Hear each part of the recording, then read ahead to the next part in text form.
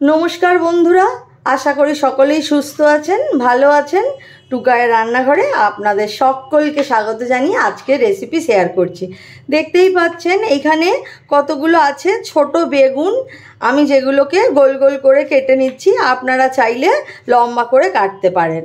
এইটা बानाबो बेगुन मसला, बैंगन मसाला बनाएंगे। उसके लिए छोटा जो बैंगन है मैं गोल गोल ऐसे काट रही हूँ। आप चाहो तो इसको ऐसा लंबा भी काट सकते हो। এরকম ছোট বেগুন বাজারে পেলে অবশ্যই নিয়ে আসবেন। বেগুন মশলা রুটি পরোটার সাথে খেতে খুব ভালো লাগে।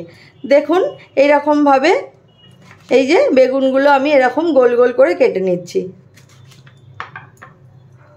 এই যে কেটে আমি সব এগুলো জলের মধ্যে ডুবিয়ে রেখেছি, নালে এটা कालो हो जाए। बैंगन काट के मैं पानी में रखा, नहीं तो वो काला हो जाएंगे। चलिए अभी बैंगन मसाला बनाते हैं। बेगुन मसला बनानोर जोन्नो कड़ाते आमी एकटू सर्षेर तेल दिए निচ্ছি। बैंगन मसाला बनाने के लिए कढ़ाई में थोड़ा सा मस्टार्ड ऑयल मैं ले लिया। कड़ार तेलटा भालोभाবে गरम হয়ে গেছে। এবার আমি এর মধ্যে জিরে, সরষে আর फ्रेश कड़ी पत्ताटा दिए देव। कढ़ाई का तेल गरम हो गया अच्छे से। अभी मैं इसमें जीरा, राई और फ्रेश कड़ी पत्ता डाल दिया।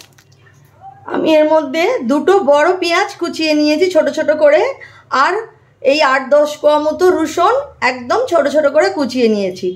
8-10 लहसुन का एकदम बारीक काट लिया और 2 बड़े साइज ओनियन एकदम छोटा छोटा टुकड़े में काट लिया। ये मैं अभी तेल में डाल दी। দেখুন পেঁয়াজটা অনেকটা ভাজা হয়ে গেছে, এটা আর বেশি ভাজার দরকার নেই। कांदा जो है इतना ही फ्राई काफ़ी है। बस इसमें अभी এই যে বেগুনগুলো আমি কেটে রেখেছি যেগুলো, সেই বেগুনগুলো পুরোটা দিয়ে দেবো। बैंगन जो काट के धो के रखा था वो अभी इसमें पूरा डाल देंगे। বেগুনটা একটু ভাজা হয়ে গেছে, এর মধ্যে দিয়ে দিচ্ছি আদা রসুন বাটা, अदरक लहसुन की पेस्ट। একটু হিং দিয়ে দিচ্ছি, চুটকি ভর হিং। কাশ্মীরি লঙ্কার গুঁড়ো, কাশ্মীরি মির্চি के पाउडर, হলুদ গুঁড়ো, हल्दी, धने जीरे गुঁড়ো 2 চামচ, धने जीरे गुঁড়ো দিচ্ছি। धनिया और जीरा के पाउडर 2 চামচ, मालवानी मसला 1 চামচ, मालवानी मसाला के पाउडर 1 চামচ। আপনার কাছে না থাকলে মিক্সড গরম মশলার গুঁড়ো দিলেও চলবে। দুটো বড় টমেটো আমি কুচিয়ে নিয়েছি, কুচিয়ে কাটা দিয়ে দিলাম। 2 टमाटर बड़ा काट के दे दिया। দিয়ে দিচ্ছি স্বাদ মতো লবণ, नमक दे दिया। सारे कुछ अच्छा से मिला लेंगे। सब किछु खूब भालो करे मिशिए दिओ, मिशिए नेब। मिशिए नेওয়ার পরে এটা একটা থালা চাপা দিয়ে রাখবো। এর মধ্যে কোনো জল দেব না, জল দিলে তাহলে এটা জল জলে সবজি হয়ে যাবে। একদম শুকনো, খুব টেস্টি বানাবো এইটা। এইভাবে বানালে খুব টেস্টি হয়। একদম শুকনো শুকনো রুটি পরোটার সাথে খেতে খুব ভালো লাগবে। আপনাদের কাছে অনুরোধ রইল এইভাবে অবশ্যই একবার বানিয়ে দেখুন। मेरी रिक्वेस्ट है एक बार ऐसा बैंगन ऐसे सूखा एकदम बना के एक बार देखिए। इसमें पानी नहीं डालेंगे, थाली से ढक देंगे। अभी আমি একটা থালা এইভাবে চাপা দেব, আর এর মধ্যে দিয়ে দেব একটু জল। সবজিতে জল দেব না, তাহলে সবজিটা শুকনো শুকনো থাকবে না। এই থালাটা খুব সাবধানে একটু ভালো করে বসাতে হবে। এই জলটা স্টিমে ভেতরে জলটা পড়ে স্টিমের সাহায্যে তরকারিটা খুব ভালোভাবে হবে। थाली में पानी डालेंगे, सब्जी में पानी नहीं डालेंगे डायरेक्ट, और वो स्टीम होके पानी अंदर जाएगा और सब्जी अच्छा से बॉयल हो जाएंगे और बहुत अच्छे से पक जाएंगे और टेस्टी भी बनेगा।